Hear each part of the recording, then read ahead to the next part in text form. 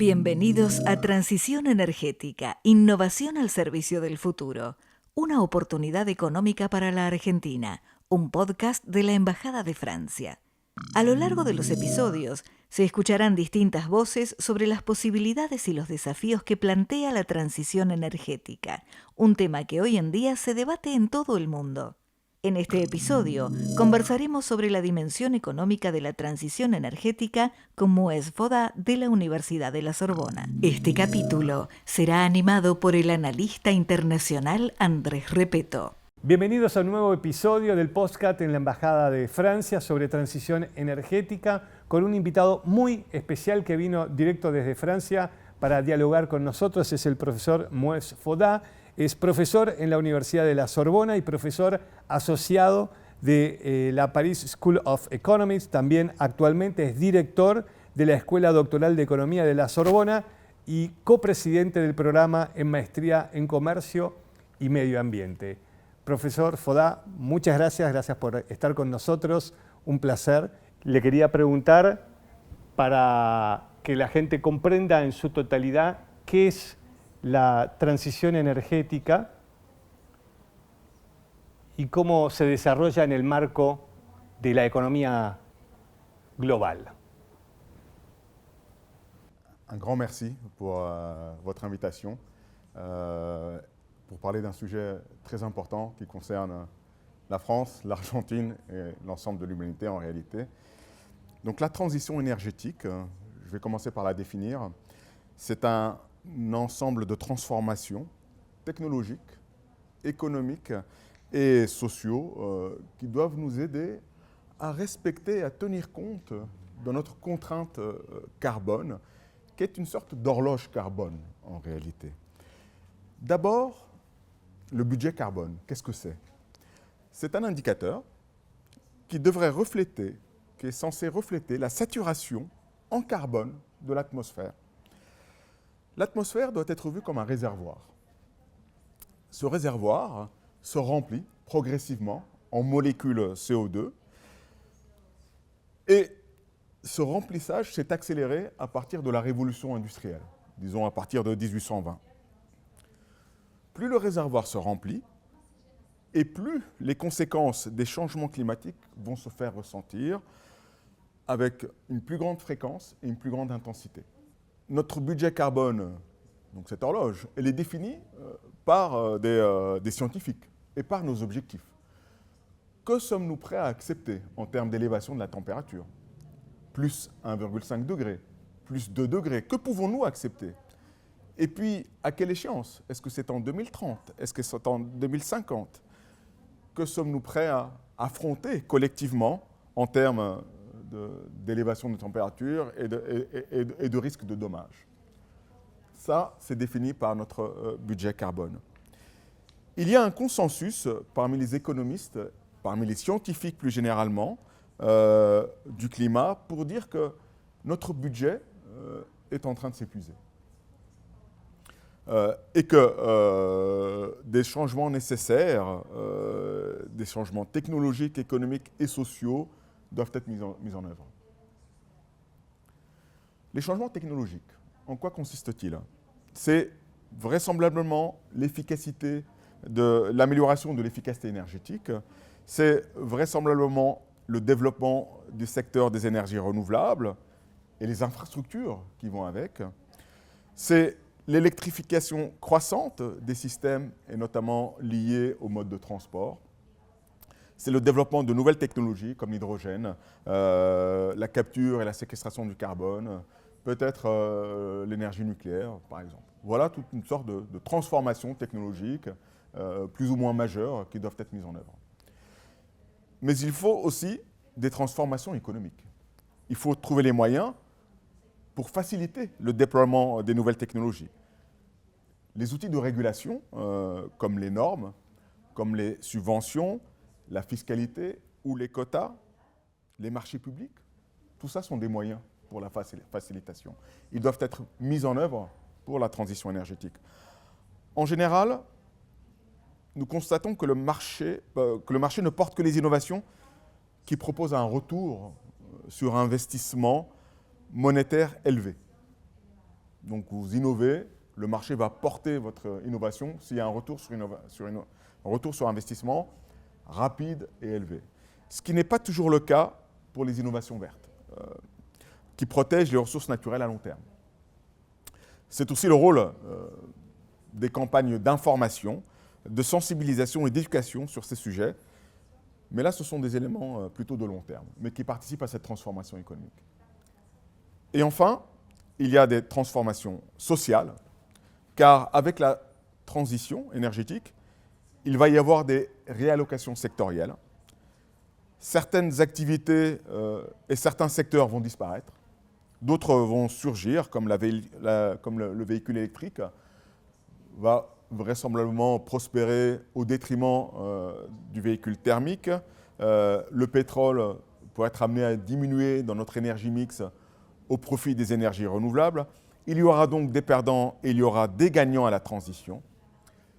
Et pour rendre la transition plus vraisemblable, eh bien, il faut envisager des compensations pour les perdants, possibles sur les gains des gagnants. Mais il faut aussi aider les ménages les plus vulnérables à traverser cette transition. Et comme évoqué, la transition, c'est un ensemble de transformations pour lutter contre les changements climatiques. Et au final, l'objectif le plus important, je dirais, de la transition, c'est qu'il y ait un bénéfice net social positif. Bénéfice net social, cela se traduit par des bénéfices diminués des coûts qui soient positifs. Donc vous avez un surplus pour la société et ce surplus doit pouvoir être redistribué justement en termes de compensation.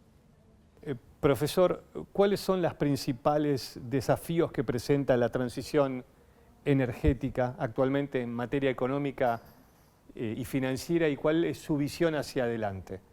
Bien, un des enjeux de la transition énergétique concerne les efforts budgétaires et financiers nécessaires au financement des investissements adaptés à cette transition. Ce n'est pas un sujet nouveau pour les économistes. Cette question remonte aux travaux de Stern et de Nordhaus notamment, qui sont deux fameux économistes. Nordhaus est prix Nobel d'économie. Et ces travaux remontent au début des années 2000. Leur conclusion, et pour vous donner le principal message simplement, dès 2000, le coût de la transition est évalué à environ 1% du PIB pendant 20 ans. Donc il faut que les pays s'engagent dans cette voie en finançant, en prélevant 1% de leur PIB chaque année pendant 20 ans pour s'éviter les dommages du changement climatique. Si cet engagement n'est pas pris, donc si les investissements ne sont pas faits, quelles sont les conséquences, quels sont les risques? Eh bien, ce que disent ces travaux, c'est que 20 ans plus tard, à partir de 2030 environ, eh bien, le coût du changement climatique pourrait être entre 5 et 20% du PIB. Pourrait être. Donc, il y a un arbitrage. Payer aujourd'hui 1% de mon PIB pendant 20 ans pour m'épargner dans 20 ans ce risque de perte de 5 à 20%.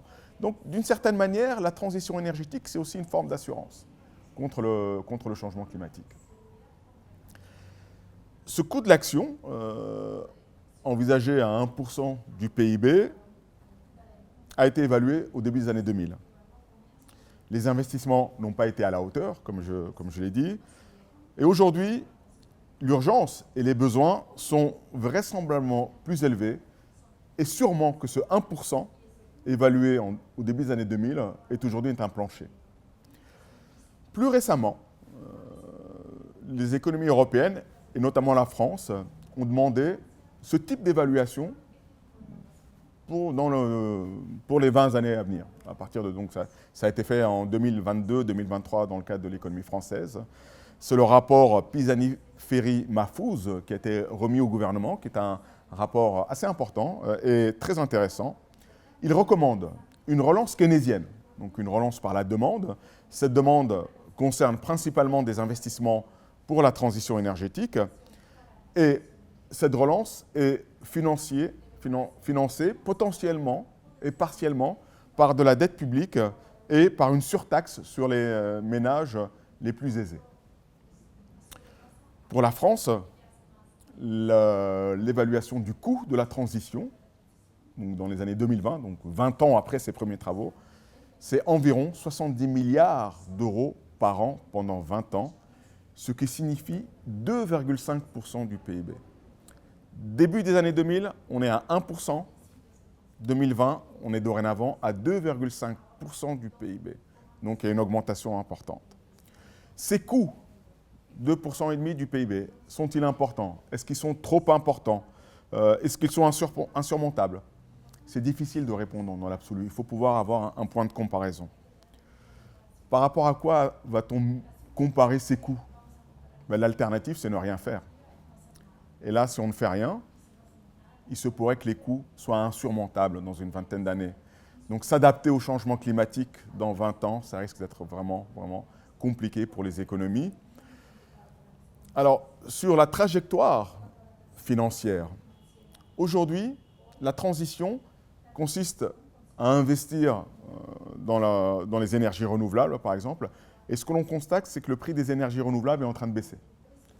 Donc un raisonnement économique nous dirait qu'il faudrait reporter les investissements dans le renouvelable, parce que grâce aux progrès techniques, grâce aux innovations, aux connaissances, au savoir-faire, le renouvelable sera moins cher demain. De l'autre côté, vous avez l'accumulation des molécules de CO2 en atmosphère qui se poursuit. Et ça, c'est un stock qui s'accumule. Et ce stock s'accumulant et devenant de plus en plus important, les dommages pourraient être de plus en plus importants, et avec des phénomènes vraisemblablement non linéaires. Cela signifie que les dommages pourraient vraiment exploser. Et donc, il y a un arbitrage à faire entre repousser la transition pour avoir des coûts ou une technologie plus abordable et être prêt à affronter des dommages beaucoup plus conséquents. ¿Cómo podríamos describir el mapa actual de la transición energética en el mundo y cómo deberíamos imaginarla a esa sociedad en el futuro? Un poco ya nos estuvo contando, ¿no?, sobre lo que significa no hacer algo, ¿no?, cómo se duplican los costos por el no hacer. C'est une question très, très, très importante et très intéressante. Il n'y a pas une façon de répondre à cette question. Il y a plusieurs façons de découper le monde sur ces sujets. La première façon de voir le monde serait de tenir compte des responsabilités historiques dans la concentration de CO2 dans l'atmosphère. Ce qui revient en fait à opposer les pays développés aux pays émergents et aux pays en développement. Globalement, ça voudrait dire le nord contre le sud. Donc je pourrais avoir cette première vision en disant je vais opposer les pays développés aux pays en développement. Mais en fait, ce découpage ne donne pas un bon aperçu des efforts actuellement entrepris par les États. Il suffit de comparer les US avec l'Union européenne. On voit bien que ce sont deux régions développées avec une contribution historique importante dans la concentration de gaz à effet de serre et les efforts entrepris ne sont pas les mêmes. Donc, il me semble que ce n'est pas le bon découpage. Un second découpage pourrait être, non pas la responsabilité historique, mais la responsabilité contemporaine dans les émissions. C'est-à-dire, en gros, qui est responsable de la pollution aujourd'hui? Et dans ce cas-là, évidemment, la Chine est un acteur important, à côté des États-Unis, de l'Australie. En ce qui concerne la Chine, on voit bien que c'est très différent des États-Unis, parce qu'en Chine, ils sont 1 milliard 200 millions. Mais en plus, d'une certaine manière, il y a un accord entre tous les pays pour accorder à la Chine ce rôle d'industrie. Donc la Chine est l'industrie du monde. On leur a confié d'une certaine manière, plus ou moins malgré nous, je ne sais pas trop, mais on leur a confié cette mission. Et donc l'industrie, évidemment, et naturellement, c'est un secteur polluant.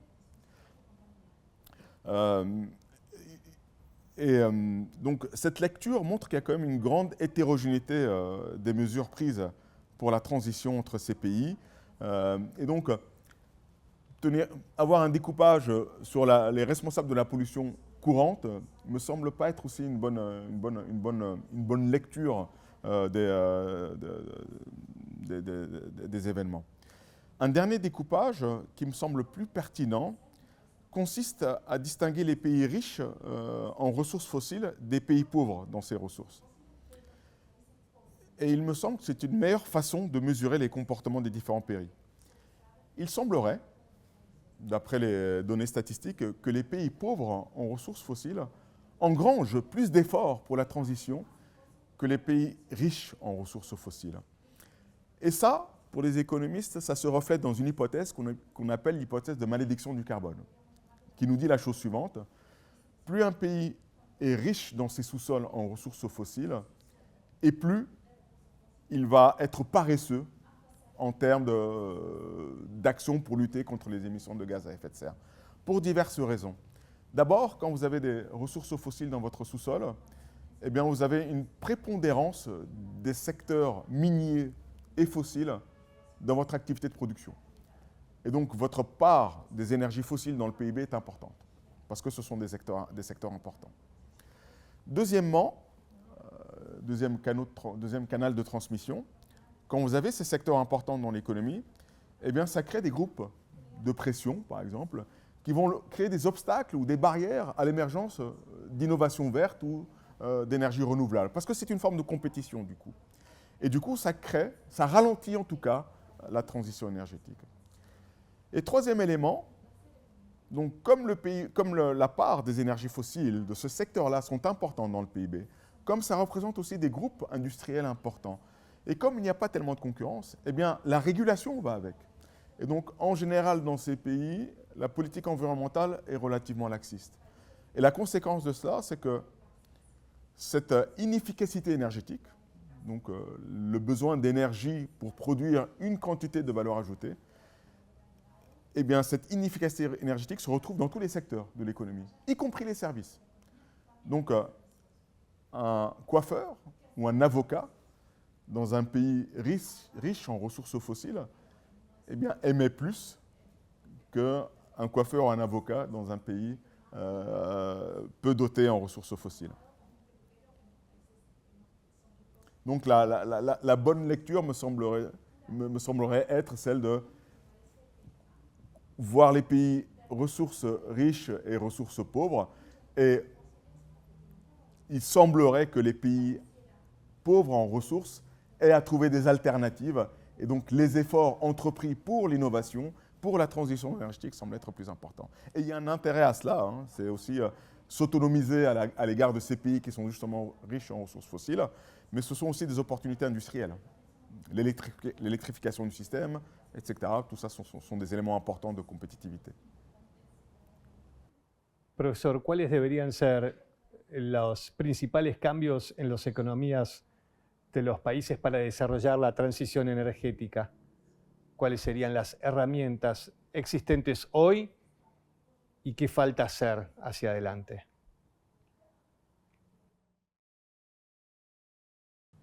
En termes d'instruments, de régulation, pour faciliter la transition, il faut donner une juste valeur ou un juste prix à cette externalité négative, cette production que l'on ne souhaite pas et qui est involontaire, qui est cette molécule de CO2. Et une grande partie des économistes défendent le principe d'une taxation plus ambitieuse des émissions de CO2. Il s'agit de donner un prix, un juste prix à une molécule largement utilisée dans notre quotidien, que ce soit pour la consommation ou la production, qui est sous-évaluée et qui est responsable de plusieurs de nos problèmes et de nos maux publics. Il existe un prix et il existe une bourse mondiale pour la plupart des matières premières. On sait qu'il y a une bourse pour le pétrole, il y a une bourse pour les céréales, et il n'y en a pas pour le CO2. Un juste prix du CO2 permettrait de donner un signal fort sur l'usage que l'on en fait et ce qu'apporte le CO2 à nos sociétés. Et donc ça agirait forcément sur nos comportements. Un prix existe aujourd'hui, c'est un prix qui est complexe, qui découle parfois de marchés de quotas, comme en Europe, auquel s'ajoute parfois une taxe nationale. Si vous regardez par exemple le cas de la Suède, ou de la France d'ailleurs, ils combinent marché de quotas et taxe nationale. Le marché des quotas nous donne un prix du CO2 autour de 50 €, 60 € la tonne en Europe. La taxe nationale varie entre 20 et 70 € selon les pays. Et au total, vous avez un prix du carbone qui tourne autour de 70 à 120 € la tonne, en gros, en Europe. Ça crée une grande hétérogénéité entre les pays. Donc vous avez l'Europe qui a ce marché de quotas, plus une taxation, qui donne une certaine valeur du carbone qui est par ailleurs sûrement pas suffisante, parce que les économistes de l'environnement pensent que la vraie valeur du carbone, la valeur juste, doit être mesurée par les dommages engendrés par cette tonne marginale de carbone. Et on pense que le dommage engendré par cette tonne marginale de carbone est plutôt autour de 150 ou 200 € la tonne. Donc en Europe, on s'en rapproche, mais pas dans les autres pays. Et donc ça crée une grande hétérogénéité. Mais en tout cas, un des instruments pourrait être cette taxation carbone. Par ailleurs, cette taxation carbone, elle permet d'engendrer des recettes pour les États. Et ça, c'est utile. C'est utile lorsque vous devez compenser les ménages les plus vulnérables à traverser cette transition, par exemple. C'est utile lorsque vous avez à financer des subventions aux secteurs qui doivent innover ou qui doivent se restructurer. C'est utile si vous avez une dette importante à rembourser ou des transferts sociaux à faire. Et donc, la taxation carbone permet de remplir en fait plusieurs éléments. Orienter les comportements en donnant la vraie valeur à cette molécule CO2, mais en plus procurer des recettes et utiliser peut-être plus utilement ces recettes. On peut aussi d'ailleurs avec ces recettes améliorer le système fiscal. Donc peut-être qu'il vaut mieux taxer les émissions de carbone que le travail. Et donc taxer ce que l'on ne veut plus, le mal public, et subventionner au moins taxer ce que l'on veut, le travail, l'innovation, le capital humain. ¿Qué condiciones, profesor, deberían cumplirse para que la transición energética pueda ser un éxito? ¿Y qué obstáculos considera usted hay en la actualidad? Donc les obstacles sont nombreux. J'ai évoqué d'abord les efforts à fournir, notamment en termes budgétaires et financiers. Ça, c'est une première étape. Alors, les économistes, et j'ai évoqué la question de se procurer des revenus avec une taxation d'un mal public qu'est la pollution. On peut envisager également de se financer par endettement, et ce, je dirais, d'autant plus facilement que le ratio de dette sur PIB n'est pas trop élevé. Mais même si le taux d'endettement est déjà élevé, une dette pour l'environnement ne serait pas forcément négative. Elle voudrait dire quoi? Elle voudrait dire qu'on va faire payer un peu les générations futures pour les bénéfices qu'on va leur procurer, qui est leur laisser un meilleur environnement. Donc il y a un arbitrage entre leur laisser de la richesse économique et un environnement mauvais, ou un meilleur environnement, mais peut-être avec un peu moins de richesse parce qu'ils vont devoir rembourser le coût de notre transition.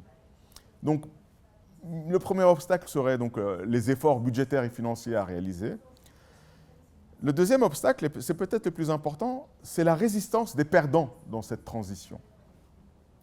La résistance des perdants dans les pays développés, notamment les perdants qui pourraient créer certains groupes de pression. À quoi pense-t-on? Eh bien, on pense à certaines industries, comme les énergies fossiles. Évidemment, elles n'ont pas trop d'intérêt à perdre leur part de marché. Les industries en lien avec les véhicules thermiques, par exemple, eh bien, tous ces groupes industriels qui ont à perdre à la transition sont une forme de résistance. Mais une résistance légitime, parce que c'est une question de survie pour eux. À côté des industries, il y a aussi les ménages, les plus vulnérables, qui ne voient pas toujours d'un bon œil le coût qu'ils vont devoir payer pour cette transition. Et notamment, lorsque la transition est présentée de façon maladroite, elle peut être vue comme une transition pour les riches, par les riches, et ça peut être rejeté d'un seul bloc par les ménages les plus vulnérables, à qui on va demander de payer un peu plus les transports, à qui on va demander d'isoler leur logement, d'avoir de meilleurs outils pour se chauffer ou se rafraîchir. Et donc pour eux, c'est un investissement et c'est un coût. Et ils vous disent, mais nous, on n'a pas à payer ce coût-là parce qu'on n'en a pas les moyens. Et il y a des questions de pouvoir d'achat. Et ces questions-là sont d'autant plus importantes que les inégalités sont importantes dans un pays. Et ça peut être aussi un un des ferments de la montée des populismes. C'est ce qu'on a observé en France notamment avec la manifestation des Gilets jaunes. Un troisième obstacle, c'est la géopolitique et la politique en général, les cycles politiques. Donc on voit bien que la sensibilité des décideurs sur les questions environnementales conditionne beaucoup la vitesse avec laquelle on va faire la transition. On voit par exemple la position des États-Unis à l'égard des accords de Paris. On y va, on signe, on se retire, on revient. On voit bien le cas du Brésil, par exemple, mais également de l'Europe, avec le poids que peuvent représenter les écologistes au Parlement européen. Donc ces cycles-là aussi ne créent pas une stabilité pour les investissements. Et donc c'est aussi un frein à la transition. Et puis, dernier élément, et peut-être le plus important, c'est les conflits et les guerres qui, malheureusement, sont de plus en plus présents. La guerre, c'est la destruction d'un commun. On le voit maintenant aux frontières de l'Europe, sur les frontières Est, on les voit au Proche-Orient.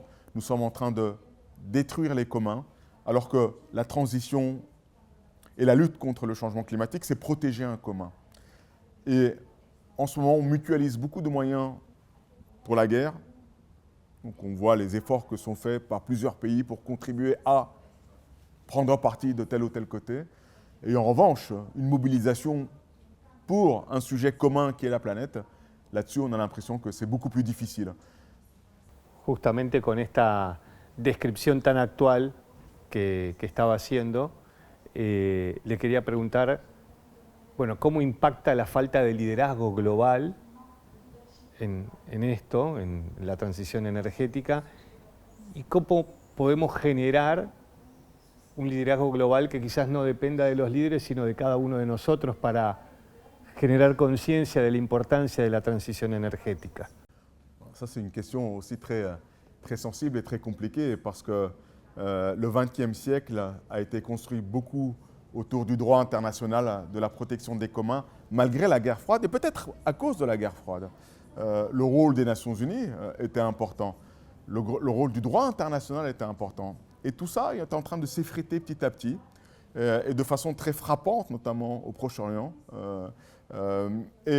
Cette parole pour la protection des communs, portée par les Nations Unies notamment, et pas que, mais également par les ONG, cette parole-là est en train de se perdre au profit de discours plus refermés, plus individualistes et parfois plus belliqueux. Comment faire émerger une voix bienveillante pour les communs? J'ai pas de recette miracle. Il y a eu cette jeune militante écologiste qui a su haranguer les décideurs, qui a su mobiliser les jeunes, mais on a l'impression que ça s'est un peu perdu et qu'à la place est en train de naître tout un système de communication autour des réseaux sociaux où l'on entend tout et surtout des choses faciles. On voit des choses et on entend des choses qu'on a envie de croire où à chaque fois le problème c'est le voisin, c'est pas moi-même. On se déresponsabilise d'une certaine manière mais tout ça ne va pas dans le bon sens. Donc comment faire émerger une parole? J'ai l'impression que nous sommes tous responsables un peu de cela. Et comment faire l'union? C'est une problématique d'économie politique. Il y a le vote. Beaucoup de pays votent cette année. Malheureusement, ça ne se retrouve pas dans les urnes. En tout cas, en Europe, le poids des partis écologistes a baissé. Il y a le vote donc, qui peut faire émerger un leadership. Mais la société civile, j'ai l'impression qu'elle est de moins en moins audible sur ces questions de climat. Mais elle est de plus en plus sur d'autres questions beaucoup plus individualistes en fait.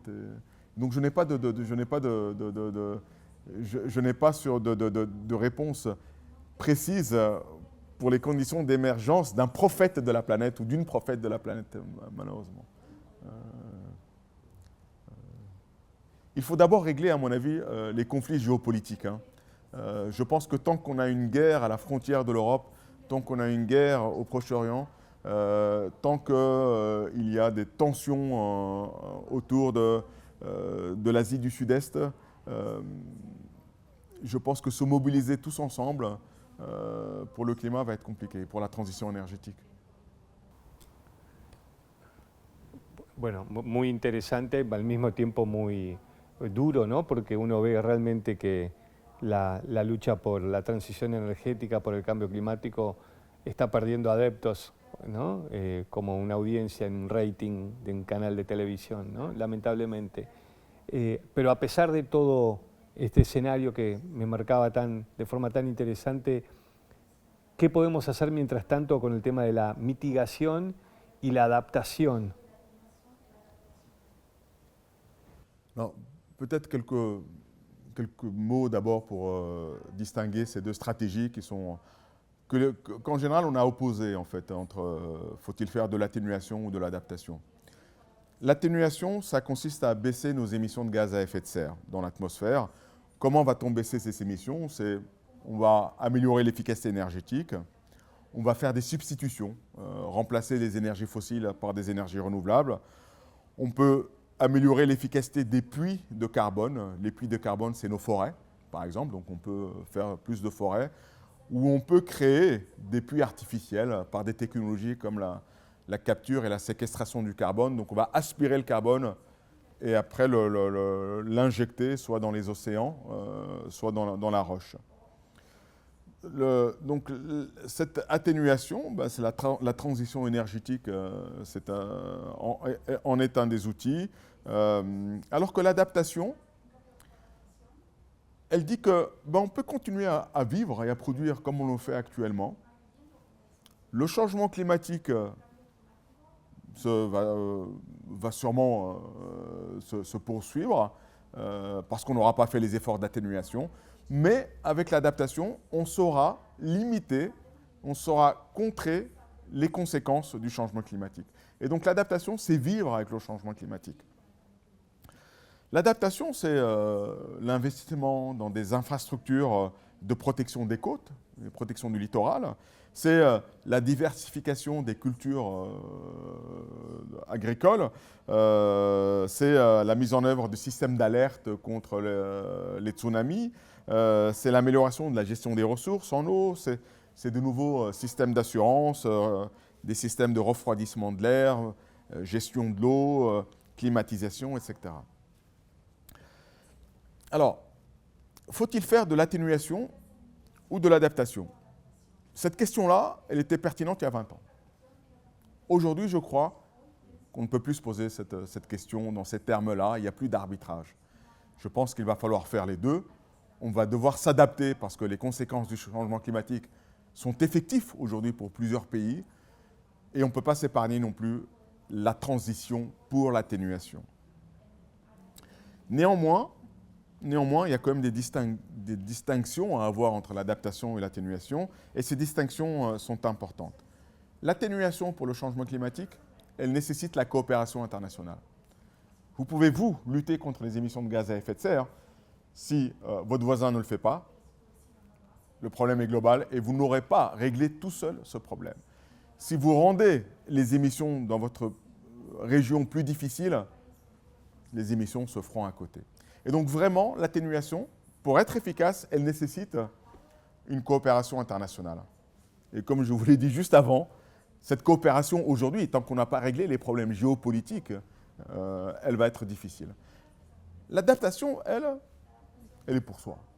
C'est moi qui investis pour moi-même. Je me protège tout seul contre le changement climatique. Donc elle a moins besoin de cette coopération internationale. Donc elle est peut-être plus facile à mettre en œuvre. Et c'est pour ça que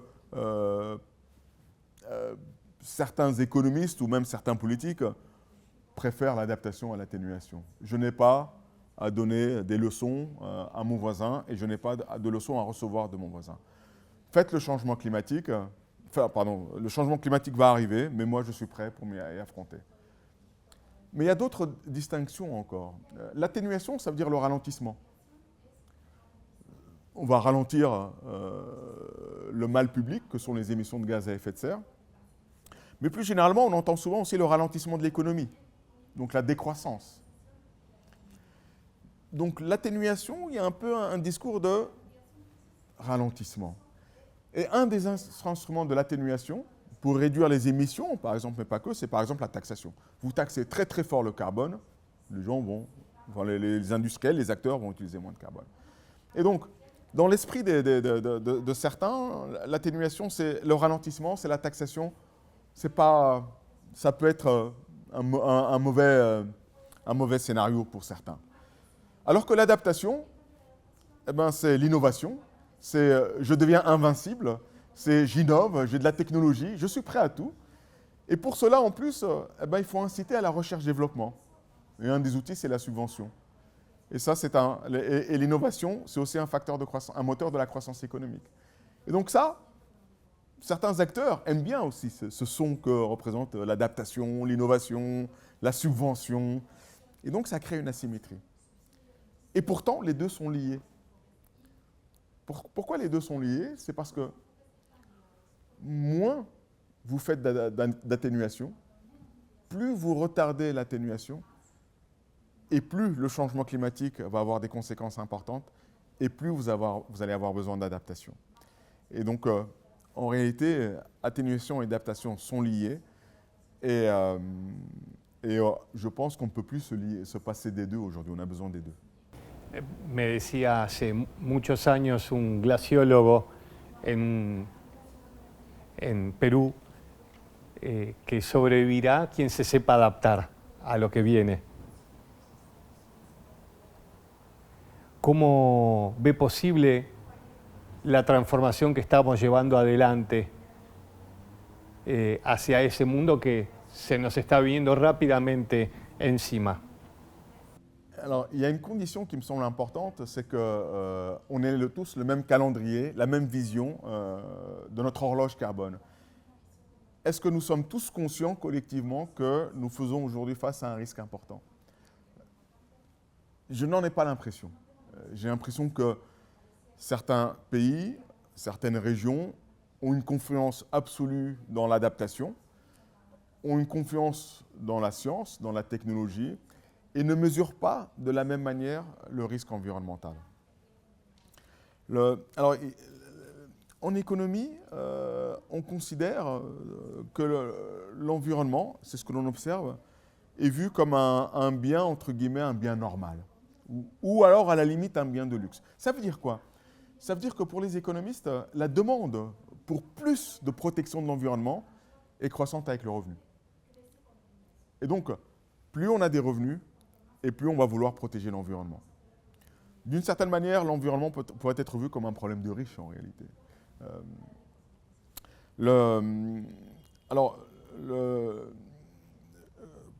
Lorsque l'environnement et les revenus se croisent, comme dans certains pays en développement, où les revenus quotidiens pour survivre sont liés à la nature, eh bien là, les choses sont tout à fait autrement. Et là, on mesure au quotidien les premières conséquences du changement climatique. Est-ce qu'on est prêt à faire la grande transformation pour la transition? Moi, je pense que sur le plan technologique, on a beaucoup d'outils pour cette transformation-là. J'ai l'impression que la science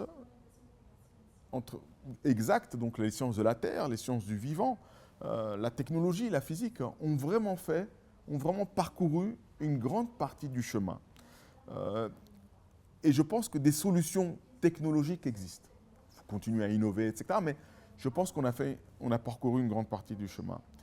Il reste la décision politique et l'acceptabilité sociale qui semblent aujourd'hui importants. Et moi, je reste optimiste là-dessus. Et je pense que si on veut la faire, cette transformation, on pourra la faire.